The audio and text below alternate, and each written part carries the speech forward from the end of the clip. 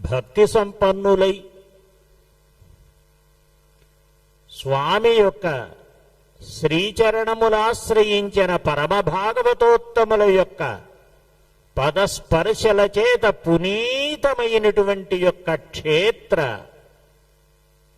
సమాగత సంపన్నులై విలసిల్లేటువంటి పెద్దలందరి హృదయాలలో విరాజిల్లుతున్న శ్రీనివాసునకు సాష్టాంగ దండవత్ ప్రణామములర్పిస్తూ అర్చిస్తూ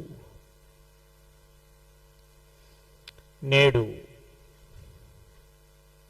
ఈ ప్రశాంత రమణీయమైనటువంటి వాతావరణంలో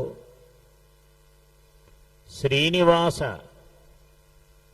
పదాంభోజ ద్వంద్వాన్ని చక్కగా ఆరాధిస్తూ సమలంకరిస్తూ ఉండేటువంటి యొక్క ఈ సమితి వారు చేస్తున్నటువంటి కైంకర్యములన్నింటినీ కూడా ఒక గర్తపురి కాకుండా దేశ విదేశాల నుంచి కూడా వచ్చి సేవిస్తున్నటువంటి యొక్క భక్త కోటి హృదయాలలో విరాజిల్లుతున్న బృందావన శ్రీనివాసుని శ్రీచరణాలకు మొక్కుతూ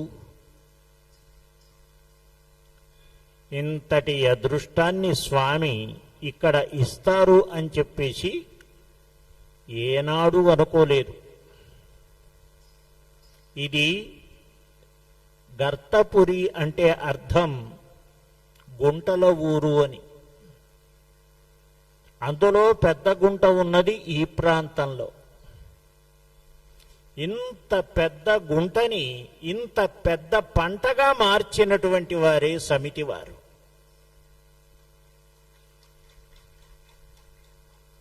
ఒక్కసారి ఈ వైభవాన్ని ఇంత ప్రతిబింబించడానికి మూలమైనటువంటి యొక్క హృదయంలో సంకల్పం ఎట్లాంటిదో, ఎంత గట్టిదో, హృదయం ఎంత గట్టిదో, ఇంతకంటే మించి ఒక ఆత్మ బంధువులై పరమాత్మ బంధువులై ఈ ప్రదేశాన్నే కాకుండా దేశాన్ని కూడా పునీతం చేసి వారిని రప్పించి ఆశీర్వదించి పంపించినటువంటి దివ్యమైన స్థానం బృందావన వెంకటేశ్వరుని యొక్క స్థానం.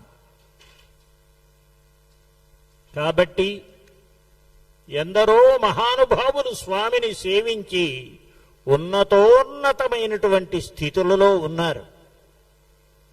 ఆయన శ్రీచరణ పరాగములన్నీ కూడా చక్కగా సేవించి అత్యున్నతమైనటువంటి స్థానములను అలంకరించి ఉన్నారు. ఈ వైభవాన్ని పురస్కరించుకుని నేడు ఈ కమనీయమైన రమణీయమైన స్తవనీయమైనటువంటి యొక్క ఈ అన్నమయ్య కళావేదికపై పచ్చతోరణాన్ని కట్టారు. ఇది ఒక్కరోజున కట్టిందా?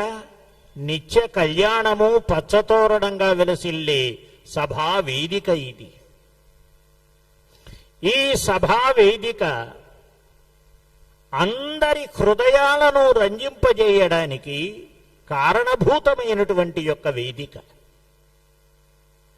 అన్నమయ్య ఎలా అయితే స్వామిని రంజింపజేయడానికి పుట్టారో అలానే ఇక్కడ ఉండేటువంటి హృదయులైనటువంటి వారు మనందరినీ కూడా రంజింపజేయటానికి స్వామి ఉద్భవింపజేసిన వారే. కారణజన్ములు మాత్రమే ఇలాంటి పని చేయగలరు.